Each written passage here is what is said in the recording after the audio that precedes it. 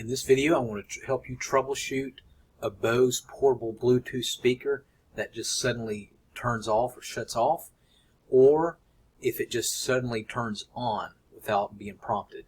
So it could be multiple different things. So first, if it just turns off randomly, the first thing I want you to do is make sure that it is fully charged. A lot of people don't realize that it is fully charged. Now, if your speaker is not connected to the Wi-Fi or a power source, what's going to happen is it's going to go ahead and turn off. If it's connected to the Wi-Fi but not plugged up, it'll be on standby mode and it should be ready to go.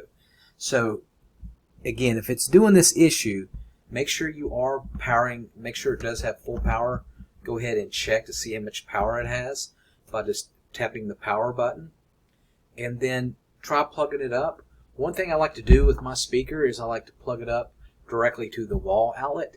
It seems like it gives it more power directly, and I'll just connect my USB to a power outlet and then just keep it plugged in for 30 minutes. That may be the issue.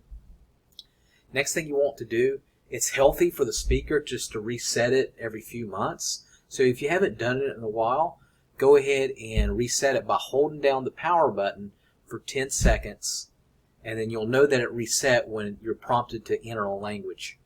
And then you know that you're reset, and then see if you have the same issue. Now, if it just randomly turns on, which can happen on occasion, do the same thing, do another factory reset, and go ahead and hold down the power button for 10 seconds until you're prompted to hear a language. Alright, so I hope I helped. Make sure you subscribe.